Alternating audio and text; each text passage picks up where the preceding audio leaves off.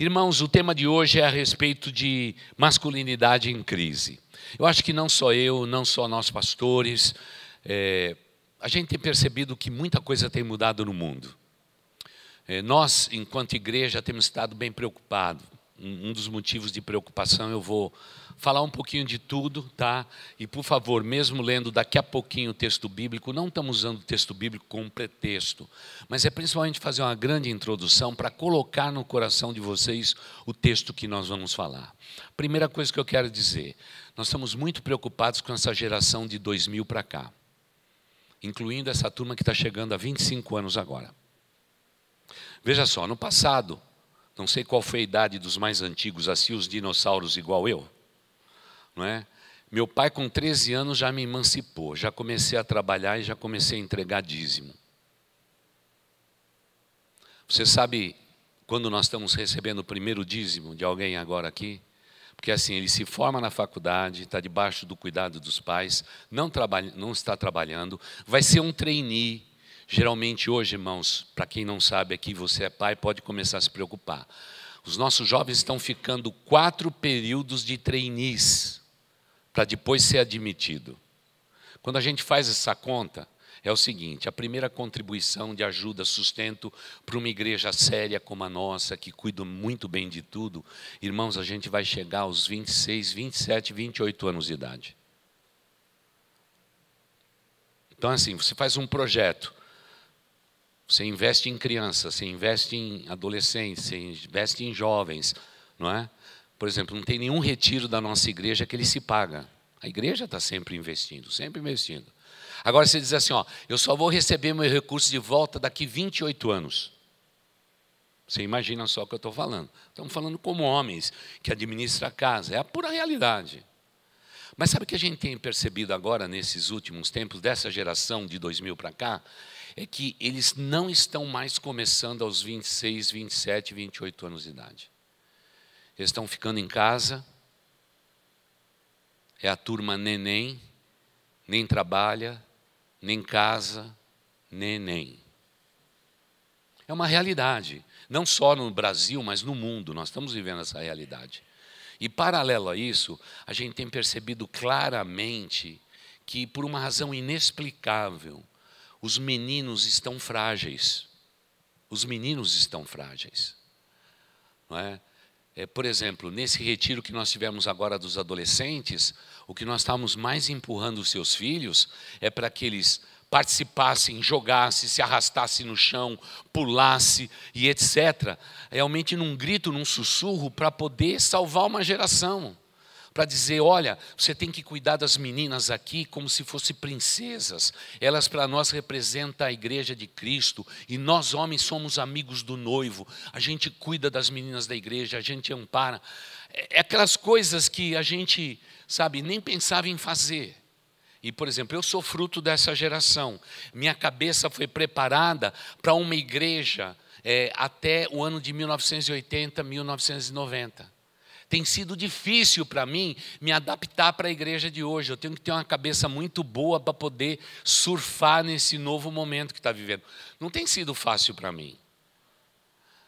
Então, hoje nós vivemos essa crise de identidade e junto a gente discute a questão do ser masculino, do homem que tem que liderar, do homem que tem que ser provedor, o homem que tem que defender a família, o homem que tem que ser forte, tem que ser corajoso, porque os dias estão difíceis. A gente já está percebendo a geração mais nova, o pessoal fazendo a sobrancelha, cortando os cílios, não é? Irmãos, é o que nós estamos vendo agora.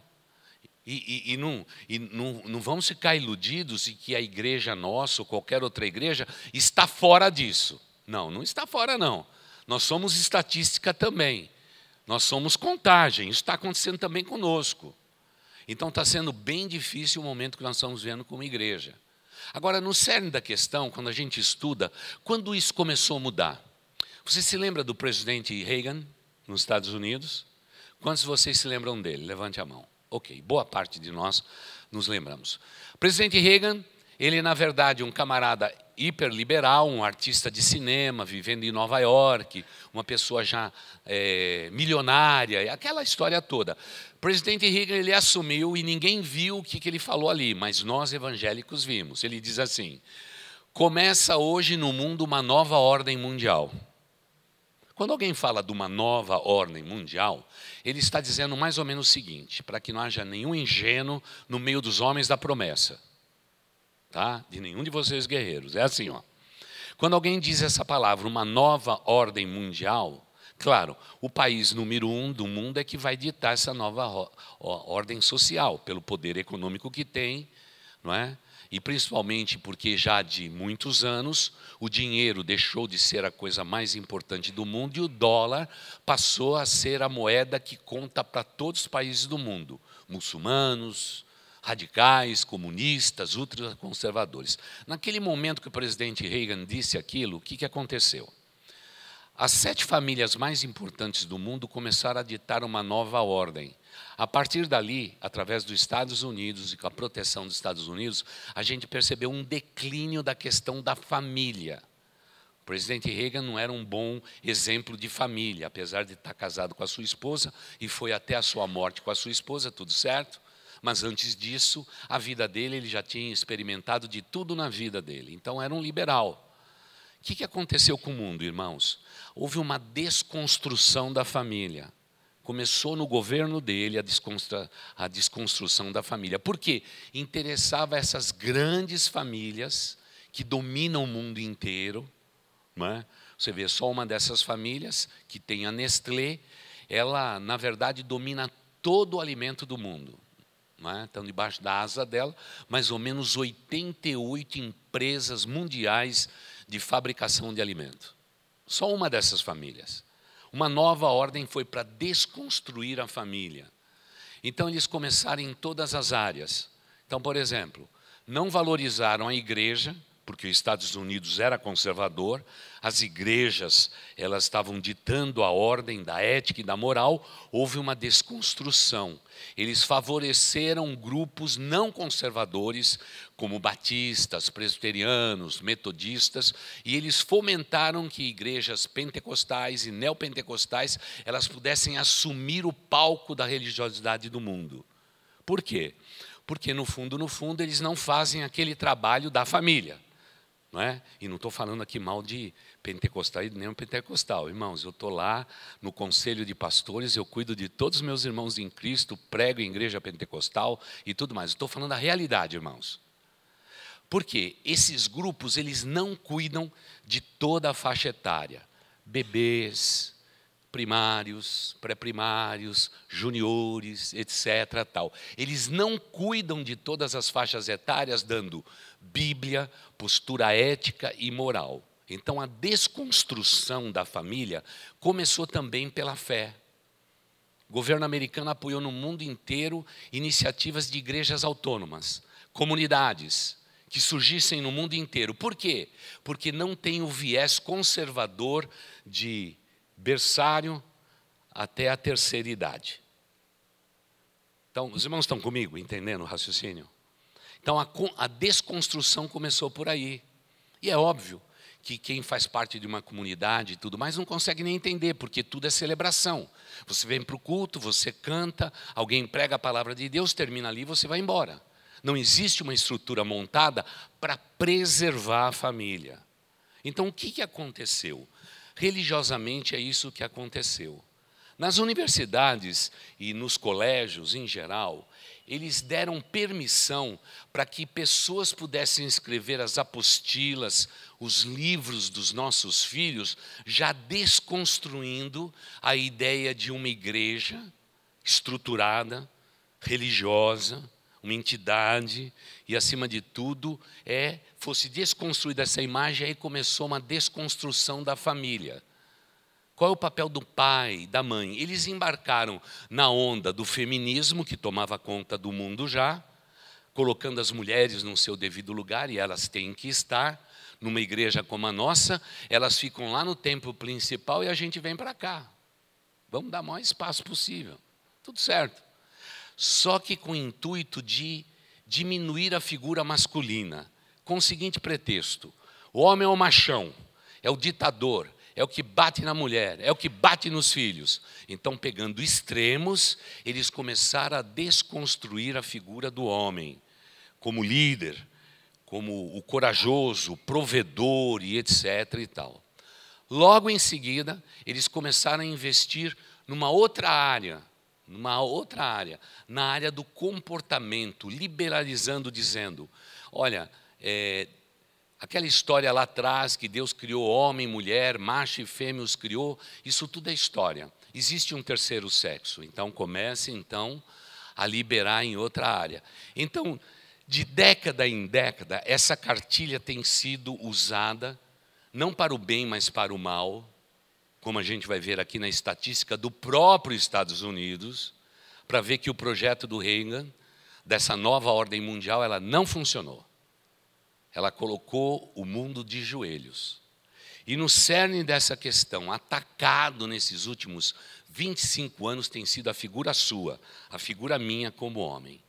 As mulheres começaram, então, a ascender, né, na escala social, e elas têm todo o direito, não estou falando nada disso. Eu acho que toda mulher tem que ganhar igual ao homem. Deus fez homem e mulher, os dois capacitados, eles têm esse direito, não é?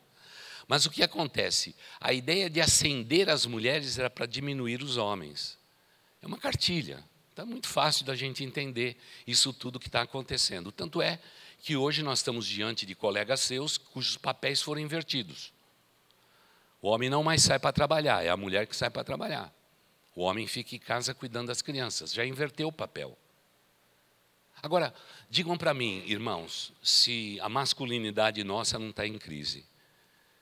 Se uma criança vê que o papel foi invertido, e o homem, a gente já sabe que ele consegue aguentar esse papel por 15 anos, depois de 15 anos ele não aguenta mais. Então ele sai de casa, abandona o lar, constitui nova família para tentar de novo, e aí dentro do seu lar tem lá os filhos criados sem pais. É uma tremenda desconstrução de todo esse quadro. Claro que nós estamos vivendo o final dos tempos. O mundo não vai melhorar, o mundo só vai piorar. Só que nós temos que colocar homens como nós, que estamos dentro de uma igreja, no lugar onde que a gente tem que estar. É papel de liderança. Por quê? Senão os nossos filhos, eles vão ficar perdidos nesse mundo, confusos demais. Por isso que a responsabilidade, quando o pastor Adalberico diz assim: vem orar na terça-feira, vem orar na terça-feira. Não fique em casa, não fique no celular, vem orar. Venha clamar pela tua família, pelos teus filhos, pela tua descendência. Nós não podemos ter corpo mole agora. Tá? Tem reunião de homens, temos que estar todo mundo aqui. Porque somos homens, temos que dar os braços uns aos outros, temos que orar uns pelos outros, por quantos dias são difíceis. É óbvio que quando a gente vê essa escassez da masculinidade nesses últimos 30 anos, nós percebemos claramente que os rapazes hoje estão com medo de conquistar uma garota. Vocês sabiam disso? Eu estou falando isso porque eu estou falando da igreja. Do rapaz bonito, simpático, termina uma reunião de juventude e me pega lá no canto e diz assim: pastor, deixa eu falar uma coisa. Pastor, por que eu sou tão tímido, eu tenho tanto pavor de falar com o sexo oposto? Eu tenho medo de levar um fora, eu tenho medo de conquistar alguém, eu tenho medo até de se interessar por alguém e levar um fora. Esse é o momento. Irmãos, pode pegar qualquer um de nós, né? Quem dizia assim? A gente já colocava o olho numa menina que estava cantando lá na igreja, lá, a gente dizia assim: eu vou conquistar essa moça, não é? Aí já ia se aproximando, já ia chegando com aquele olhar de peixe morto, né? Já dava umas trombadas com ela na igreja e tudo mais, e começava tudo isso. Hoje os jovens estão com medo, e a culpa não é deles. Essa é a estrutura do mundo. Veja só, na escola quem é que mais ensina? É professor ou professora? Professor ou professora? Ok. Então você entende que quando chega aqui na igreja, a gente tem que colocar uma mulher e um homem ensinando. Porque talvez lá dentro da sua casa, quem ensine seus filhos a orar, a ler a Bíblia, a contar história, seja a tua mulher e não você. Todo lugar é mulher. Todo lugar é mulher. E isso vai assustando o gênero masculino nascido nesses últimos anos. Eles ficam apavorados. Ficam apavorados de levar um fora. Ué, levar fora é o que a gente mais leva na vida. Esse não é o problema central. Mas tudo isso para enfraquecer essa identidade masculina. Por outro lado, a gente percebe claramente que as mulheres estão dominando todos os lugares. Repito, não tem nada de errado com isso. Mas, no entanto, o feminismo trouxe consigo em suas asas a diminuição do homem. Ou seja, a sociedade era patriarcal. Ela se tornou matriarcal agora. E aí, veja, muitas vezes o maior medo que você tem na sua vida é de sua esposa ficar em silêncio. Porque o silêncio da sua esposa diz: eu cometi um grave erro, eu não sei nem o que fazer. Diferente de outras épocas, é que dizia: por que você está com a cara feia, mulher? Podia parecer até um tanto grosso, mas era o lugar do homem. Como que Deus organizou a família? Deus organizou de maneira muito simples. Ele colocou o homem para liderar. Tanto é que Adão foi colocado naquele jardim, e no dia que o homem pecou, Deus veio falar com quem? Com Eva? Veio falar com quem, irmãos? Adão, claro. Adão, eu te fiz primeiro, você tem a primazia, você é o líder disto. Eu te dei poder para você governar, para você cuidar, para você arar. Você é o líder, lidere. Quando o homem pecou, ele não chega lá assim: Eva, o que é que você fez? Ele vai para quem? Para o cabeça, não é? Vai o cabeça da família, porque eu te dei essa responsabilidade. Irmãos, Deus não retirou de nós essa liderança. Nós temos que continuar sendo líderes. E líderes firmes, liderando em amor, mas temos que ser pessoas firmes dentro do nosso lar. Porque caso contrário, sabe o que acontece conosco? Nós vamos transmitir culturalmente para os nossos filhos uma liderança fraca. Nossos filhos vão ser muito mais tímidos. Então, é mais ou menos assim, como se fosse assim: o homem não pode ser frouxo. O homem tem que ser firme. Nós temos que liderar. Existe um preço, mas, irmãos, deixa eu contar uma coisa para vocês. 45 anos de pastor eu vou completar agora em novembro. Quando um homem lidera em amor, é carinhoso e respeitoso, sabe o que acontece? A mulher se sente segura, abraçada. Por isso, qualquer palavra que qualquer homem disser contra uma mulher, pode ser a sua esposa, pode ser sua mãe, sua tia, alguém, que deprecia uma mulher, ele já não é o homem que Deus planejou. Pode ter certeza que esse camarada vai viver pouco, vai morrer cedo. Porque a Bíblia diz que quem não honra pai e mãe não é próspero e vai viver bem pouco sobre a face da terra. Vai morrer cedo. É o que Deus está dizendo, irmãos. A gente diz assim: honra teu pai e tua mãe para que vivas longamente sobre a face da terra. Irmãos, o que eu estou falando é a mais absoluta verdade. Vai morrer cedo. Vai ser colhido mais cedo por Deus. Por quê? Porque não honrou pai e mãe, humilhou sua esposa. E a gente nem quer dizer de alguém que bateu, menosprezou uma mulher. Homens assim não são homens guerreiros, não são homens da promessa, não são homens cristãos, são impostores vivendo dentro da igreja. Por quê?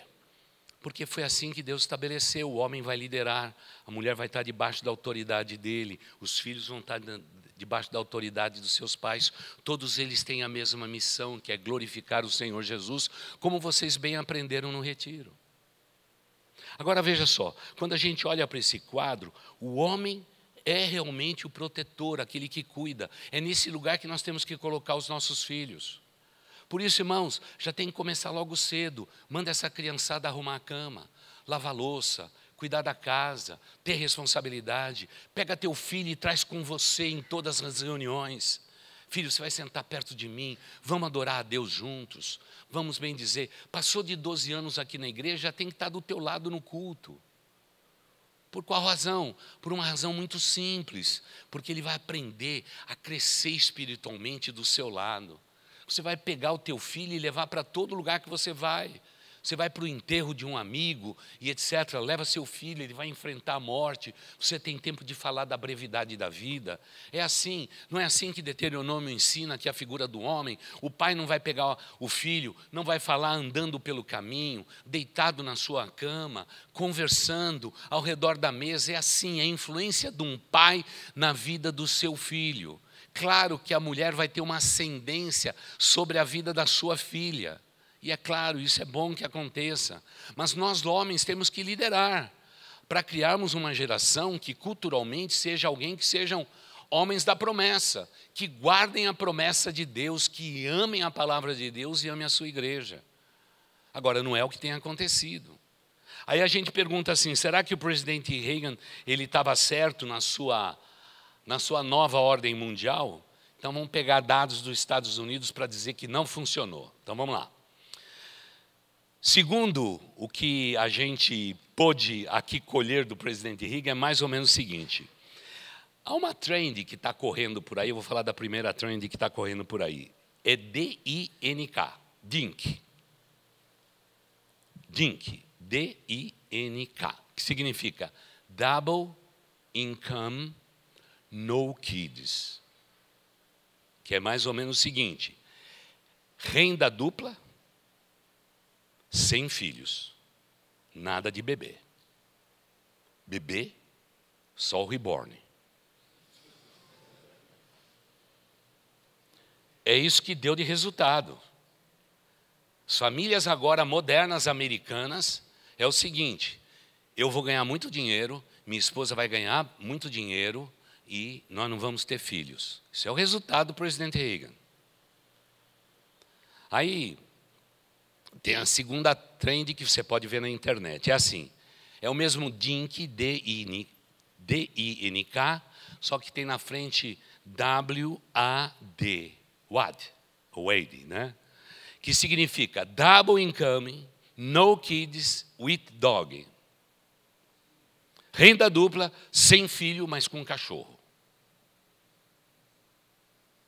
Ou seja, um homem ou uma mulher tem medo de gerar filhos.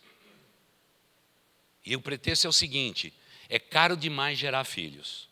Um filho, desde o seu nascimento até ele sair de casa, ele custa perto de $900 mil. É muito dinheiro. Só de fralda, acho que é uns $100 mil.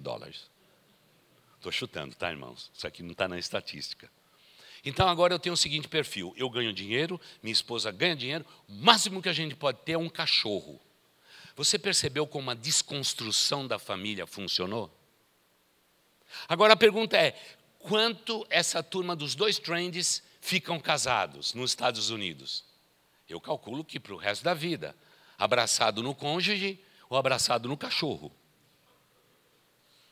Não. 6 anos e meio. Agora, existe talvez o maior centro de controle de doenças nos Estados Unidos. Nenhuma droga pelo FDA americano é aprovado sem passar por meio antes em Atlanta. Qualquer empresa farmacêutica, vacinas, naquele tempo da Covid a gente ouviu falar muito de Atlanta, porque lá é o centro, na verdade, que cuida não de drogas, mas cuida do desdobramento de determinadas drogas na vida de uma população inteira. Então, quem conhece aí, está no meio aí farmacêutico, sabe do CDC, o CDC americano, que está lá em Atlanta.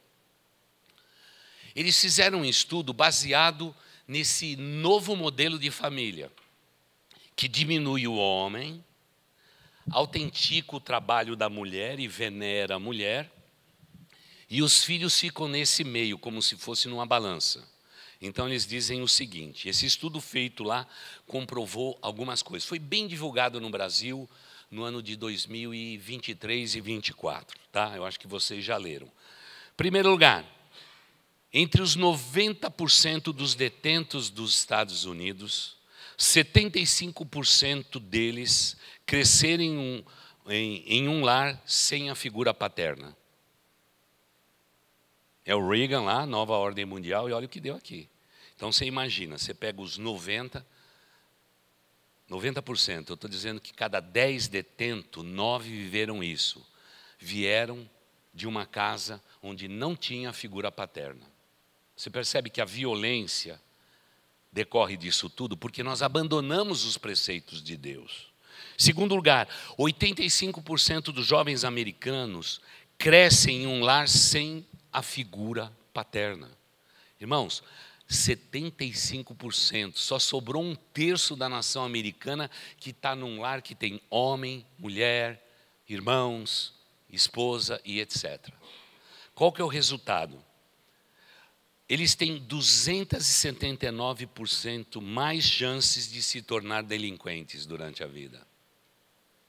Só porque a figura paterna foi roubada. E às vezes o homem, mesmo nós dentro da igreja, assim, minha esposa cuida de tudo isso. Tem coisas que sua esposa não pode cuidar, porque a figura sua, a figura masculina, ela é proeminente nos planos e os sonhos de Deus para a humanidade. Por isso que a masculinidade nossa, ela não pode ser pequena, ela tem que estar no lugar certo, na hora certa, com todos os valores dados dela, da palavra de Deus. Em terceiro lugar, nos Estados Unidos, 63% dos suicídios foram praticados por jovens abaixo dos 18 anos, esse é o grupo, 63% dos jovens abaixo de 18 anos, eles se suicidaram e eles não tiveram cuidado, nem de um pai e muitas vezes nem da mãe, por isso cometeram o suicídio. E pior, isso significa que é mais ou menos assim nos Estados Unidos, é 5 vezes mais a média nacional de suicídio. Você imagina só, você pegar uma população jovem e saber que provavelmente 5% do teu auditório, numa igreja ou fora dele, numa universidade, vai cometer o suicídio. Essa é a nova ordem mundial. Desconstrói a família, quebre os preceitos da palavra de Deus. Qual que é o resultado? Desastroso. Quarto lugar, 90% das pessoas que vivem em condição de ruas nos Estados Unidos não tiveram um pai. De novo, em cada 10, 9 não tiveram um pai e vivem em condição de rua. Você vê como a figura masculina, uma vez derrubada, o que ela causa numa nação. Quinto, 85% das crianças com distúrbios emocionais são frutos de casa sem uma figura paterna. Essa é a destruição. Essa é a destruição. E, falar para vocês, a gente cuida dos seus filhos com todo zelo. No culto da fogueira, quando eu pergunto para os seus filhos, e principalmente os pais que tiveram, infelizmente, o infortúnio de ser pai e mãe, são descasados. A gente pergunta para os filhos assim, quantos de vocês são cuidados pela mãe ou pelo pai e o casamento dos seus pais se desfizeram? Eles levantam a mão. Quantos de vocês sentem que vocês são culpados da separação dos pais? Sabe quantos levantam a mão? Todos. Todos. Porque sente que de alguma forma eles também são culpados pela separação dos pais. Um negócio que não dá para explicar. E a gente tem que então chamá-los e depois conversar um a um e dizer, não é bem assim. Olha, o que aconteceu com seus pais não pode ser replicado na sua vida. Esse tipo de cultura a gente não pode levar adiante. Então você vai lutar, você é um menino, você vai estudar, você vai vencer, você vai constituir família e você vai se manter casado por toda a sua vida como Deus determina. Nós não podemos repetir esse padrão. Eu estou falando da nossa igreja, irmãos. Estou falando da nossa igreja, não estou falando de outra igreja, estou falando da nossa. Sétimo e último lugar, 71% dos jovens que abandonam os estudos comprovadamente vêm de lares sem a presença de um pai. Olha que situação difícil. Você percebe que quando você mexe no que Deus estabeleceu, as consequências elas são muito graves para uma sociedade. Eu sei que o presidente Reagan, ele faleceu, que Deus o tem em bom lugar, como diziam os antigos, hoje já não se fala mais assim, mas ele deixou um grande estrago. Porque não adianta um presidente de uma nação se unir às famílias mais poderosas do mundo e colocar a humanidade num risco terrível, que é o risco da desobediência da palavra de Deus. Por isso, irmãos, vamos ler juntos lá no primeiro livro de Reis, capítulo 2, verso 2. Davi vai passar o bastão para o seu filho Salomão. Primeiro livro dos Reis de Israel, capítulo 2, verso 2. Ele vai passar o bastão. E olha a palavra usada na língua hebraica. Diz assim, ó. Eu vou pelo caminho de todos os mortais. Davi está dizendo, eu vou morrer. Já estou no caminho da morte. Esforça-te. Algumas traduções dizem assim, seja corajoso. E ele termina dizendo assim, seja homem. Os antigos diziam homem com H maiúsculo. Você lembra dessa expressão? Homem com H maiúsculo. Pois é esse homem mesmo. Tem que ser homem mesmo. Está pronto para a pancada. Pronto para os reveses da vida. Pronto para sofrer derrota. Mas firme no lugar. Firme no lugar. Ser homem. E quando a gente vai para a língua hebraica, é a mesma expressão que Deus fez com Adão. Foi tirado do pó para liderar. Meu irmão, você foi tirado do pó para liderar. Lidere. Lidere. Não podemos negociar com essa fragilidade do homem nesses dias. Temos que liderar. Não é fácil, mas temos que liderar. O texto bíblico de 1 Coríntios 16, 13, 1 aos Coríntios 16, 13, diz assim, estejam vigilantes, mantenham-se firmes na fé, sejam homens de coragem, sejam fortes, sejam guerreiros, sejam homens da promessa. É a vida nossa. Claro que a instrução no meio de uma igreja conturbada, tumultuada, mas é assim que Deus criou. Foi assim o propósito de Deus. Veja comigo agora o texto básico, da criação do homem, Gênesis 1, 27. Criou Deus o homem à sua imagem. A imagem de Deus o criou. Homem e mulher os criou. Existem papéis que precisam ser desenvolvidos aqui. Você percebe que a geração atual, eles estão mexendo muito com a sua aparência física? Eles estão quase desfigurando a sua aparência física. Por que eles estão fazendo isso? Porque, na verdade, eles estão dizendo com essa atitude que eles estão contrariando a regra principal. O homem foi criado à imagem e semelhança de Deus. E aí o que acontece? Eu vou desfigurar tudo isso. Outro dia alguém disse assim, pastor, eu estou querendo colocar piercing nos lábios, no nariz e aqui na sobrancelha. Eu falei, vai doer. Vai doer. Pastor, a igreja vai me excluir? Eu falei, claro que não. A gente vai te aceitar com um piercing no nariz, na orelha, etc. Tal. Agora, você perguntou por que você quer mudar a sua aparência? Então, eu quero só que você vá para a sua casa e leia de novo Gênesis 1, 27. Se você tiver a coragem de olhar para o Deus que te criou, a sua imagem e semelhança, e você transfigurar a imagem de Deus, fique à vontade para fazer isso. Eu não tenho nenhum problema.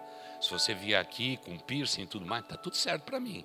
Eu não vou deixar de te abraçar, de te amar, cuidar de você, porque a igreja não está no mundo para isso, para impor costumes e valores. Você fique à vontade, não é? Porque um amigo meu tatuou aqui um leão aqui na face e tudo mais. Eu falei, eu não faria isso. Mas tem gente que é corajoso e pode fazer, não tem problema. A liberdade tua, Deus não vai colher. Agora veja assim, Gênesis 1, 27 diz que eu fui criado à imagem e semelhança de Deus. E da minha parte, eu nasci do jeito que eu nasci, depois perdi cabelos, depois fiquei velho. Mas ainda eu continuo a imagem e semelhança de Deus. A silhueta dele se vê em mim. Tanto no homem externo como no homem interior. Mas hoje há uma desconstrução de tudo. Eu desconstruo a família, a cultura, a visão de um país. eu piso em cima de todos os princípios bíblicos e, na verdade, eu quero simplesmente me parecer com as pessoas do mundo para ser aceito por eles. E saber que até quando você estava informe no ventre de sua mãe, Deus te aceitou. Ele te amou e continua te amando e nunca vai deixar de te amar. Não importa quanto longe você esteja dele, porque ele é um Deus de amor. A igreja de Jesus vai correr sempre atrás de você, tentando trazer você sempre para a consciência cristã. E com todo zelo, essa igreja já faz 97 anos, cuidando nesse espaço, na parte de baixo, de bebês, primários, principiantes, juniores, adolescentes, jovens adultos e aqui até a terceira idade. Só essa semana os pastores da nossa igreja fizeram 3 enterros. 2 e vai ter mais um, né? 2 mais 1. Até nos momentos mais difíceis da sua vida nós vamos estar lá. Porque o projeto que uma igreja séria de Deus recebe não é ser uma comunidade. É ser uma igreja séria, que com todo zelo esteja cuidando de cada faixa etária e conduzindo a igreja de Jesus Cristo a um dia, não é, como uma noiva de Cristo, nós entregarmos para o noivo Jesus Cristo. Desconstrução para nós não pode haver. Nós temos que construir juntos. Nós estamos aqui para construir, irmãos. Mesmo que o mundo esteja dizendo o contrário. Por isso, como vocês têm bem aprendido nas reuniões dos homens da promessa, ser um homem compromissado com a palavra de Deus. Volte a se olhar para a palavra de Deus. Você não vai sobreviver sem a palavra de Deus, meu irmão. Não adianta. Se eu desconectar a tua vida da palavra de Deus, você vai simplesmente ser achatado por esse mundo. Você vai ser engolido por esse mundo. Você vai ser parecido sal, que os homens vão pisar em cima. Não tem jeito. A palavra de Deus é importante na sua vida. É importantíssima. Por favor, em nome de Jesus Cristo, ser um homem consagrado a Deus e ao serviço cristão. Ame a igreja de Jesus. Sirva a igreja de Jesus. Arruma um cantinho qualquer. Que seja pequenininho, não importa. Não importa. Sirva esse nome maravilhoso, mas seja consagrado, fiel a Deus. Fiel a Deus. Como isso é valoroso. Irmãos, pegar nossos filhos, trazer para a igreja num dia como hoje. Eu vi o Zapa com o filho. Onde está o filho do Zapa? Que está aqui. Como é bonito ver pai e filhos adorando a Deus. Vi outros homens trazendo seus filhos pela mão. É isso mesmo. Eu vou trabalhar lá, eu sou diácono, mas põe o meu filho do lado, qual que é o problema? Não é? Passou dos 12? Passou dos 12, está tudo certo. Fica do teu lado. Quando chegou na hora lá, diz assim, ó, vai para o culto, tá bom? Você vai para esse culto, eu vou para o segundo culto. Estão apontando direção. Porque senão nós vamos perder os nossos filhos. E um pai fragilizado, a figura masculina fragilizada, faz com que realmente a mulher esteja, porque a mulher é mais liberal do coração, vai liberar os filhos e as filhas para fazer o que eles quiserem no mundo. E ao invés de estar perto, consagrado a Deus, estão longe. E aí você vai dizer, mas pelo menos é capacitado, estudou, fez isso. Irmãos, o destino dos nossos filhos estão também nas nossas mãos. O que adianta alguém ser capacitado, ter tudo no mundo, mas perder a sua alma e morrer e padecer no inferno para sempre? Filho meu, filho teu, nunca. Eu vou lutar pela espiritualidade deles. Vou lutar pela espiritualidade deles. Agora, para isso, irmãos, a gente tem que ser submisso à palavra de Deus. A palavra de Deus disse, eu obedeço. Eu obedeço. Pastor, é uma obediência cega. Numa igreja como a nossa não tem nada cego, viu, irmãos? Não tem nada cego, porque tudo tem doutrina. O sujeito vem para se batizar, a gente diz lá os 22 motivos porque ele tem que se batizar. Se vem para ser membro dessa igreja, diz assim, ó, existe aqui os 15 motivos que você tem para ser membro da nossa igreja. Não tem nada sem propósito.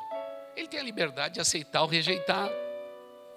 Mas a impressão que eu tenho, irmãos, é que existe um apelo no mundo hoje que passa pela vida minha como homem e passa pela vida sua como homem. É um apelo que está dentro de casa dizendo: pare de liderar, deixa que eu lidero. E às vezes a voz é da nossa esposa. A gente tem que dizer não.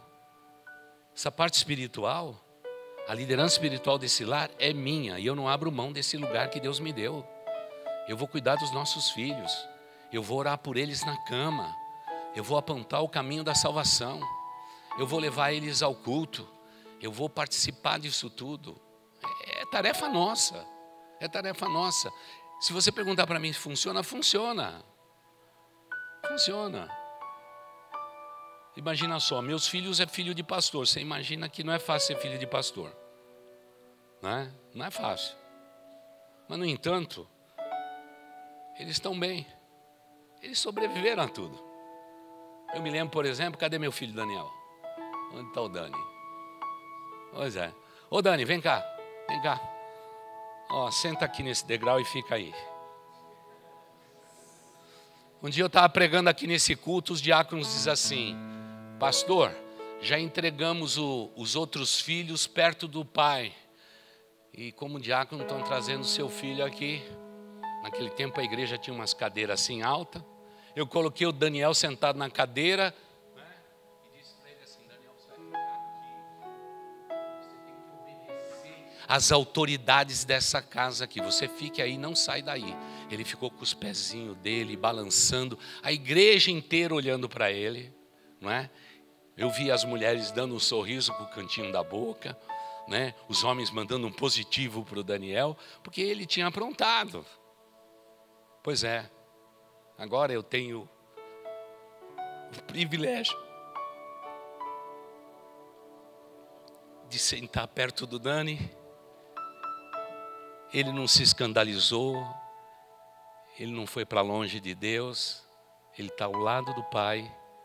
E me lembro quando ele se formou nos Estados Unidos, lá na Full Sail, ele disse: pai, eu queria muito dar alguns anos da minha vida para a igreja onde eu cresci. E quantas vezes ele dizia assim: pai, por que os diáconos ficam só olhando para mim e ficam me andando em todo lugar que eu vou? É porque, irmãos, a gente estava aqui, estava do outro lado. Enquanto eu estava no púlpito, eu estava vulnerável, minha esposa trabalhando como a gente sempre fez. Funcionou. Hoje eu vejo o meu filho ontem segurando o seu filho nos braços. E aí a gente faz uma oração e o ciclo da vida continua virtuoso. Não tenha medo de exercer a tua masculinidade e a tua espiritualidade e liderança dentro do teu lar. Funciona. Funciona. E como os nossos filhos vão ser melhor do que nós, não é? Eu tenho que terminar o culto, porque a gente tem horário para começar, horário para terminar. E eu não posso competir com o churrasco, que já está cheirando, não é? E é o Daniel e a turma dele que está nos bastidores, nos filmando, cuidando da gente e dizendo: pai, até esse ponto aqui tá bom. Então ele mandou esse moço bonito, que eu amo tanto, de bigode agora, para começar a tocar, né? A gente viu essa turma, fizemos o casamento. Daqui a pouquinho vamos apresentar um bebê, porque o bebê está chegando. E esse é o ciclo virtuoso da igreja. Obrigado, filhão. Esse é o ciclo virtuoso da igreja do Senhor Jesus. Não tenha medo disso. Eu estava dando um abraço no Newton pai, como a gente chama ele. O filho dele é Niltinho, não é? Quantos anos a gente lutou com esse homem na dependência química? Quantas vezes ele veio aqui na frente derramando as suas lágrimas? E a gente então cobriu a filha, cobriu o filho, porque eles tinham um pai na mais pura dependência química. E eu queria terminar esse culto com o Nilton aqui na frente. Vem cá, Nilton. Sabe por quê? Porque quando o pai é drogado e viciado como ele foi, graças a Deus está liberto. tem a igreja do Senhor Jesus. Sua filha hoje, uma profissional de mão cheia. Niltinho, com a sua família, sempre serviu esta igreja com toda a fidelidade.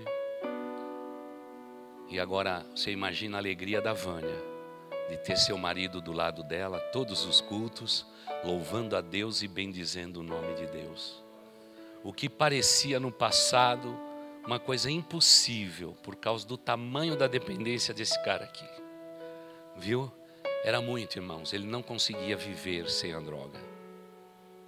E até os 40 anos, e os médicos diziam, se ele parar com isso, ele morre. E quantas vezes ele sentia o coração, o peito doendo, aquela coisa dominando a sua vida, e a gente dizia, tem libertação, crê no Senhor Jesus Cristo. E ele pôs a sua fé em Jesus Cristo. E hoje ele pode estar tranquilo, porque as netas estão seguindo o caminho de Deus. Um neto tão lindo está seguindo o caminho de Deus.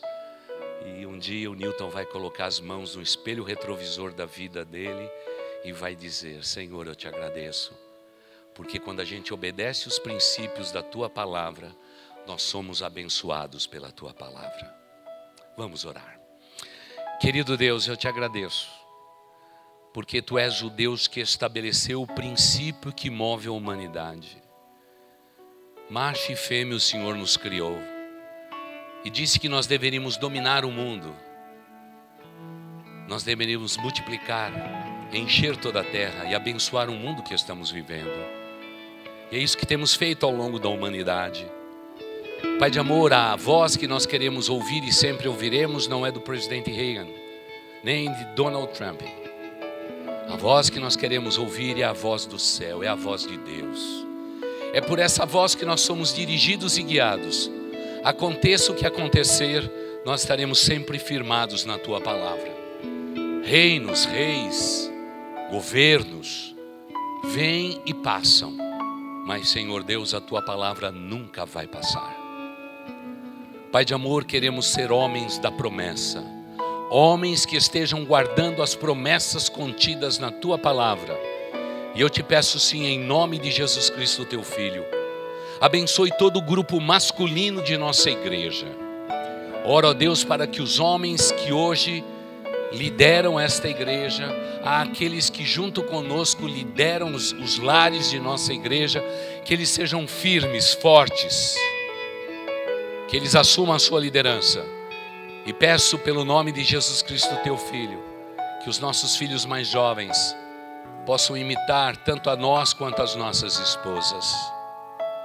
Pai de amor, abençoe as nossas crianças, para que elas cresçam no teu caminho e que no futuro sejam mulheres segundo o teu coração e que sejam homens segundo o teu coração e que possamos guardar as promessas contidas na tua palavra e que sejamos homens de verdade, assumindo o nosso papel, abençoando a vida das nossas esposas, amando nossas esposas como Cristo amou a igreja, cuidando dos nossos filhos com todo zelo, amando e cuidando da tua igreja com todo zelo e vigor.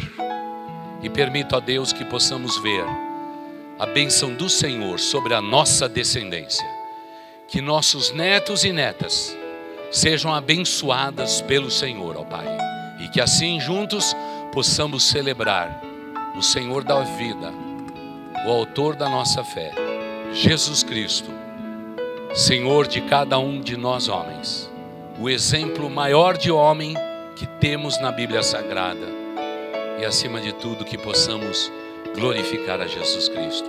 A Jesus, Salvador nosso, seja louvor, honra e glória, tanto hoje quanto no dia da eternidade. Amém. Deus abençoe, queridos.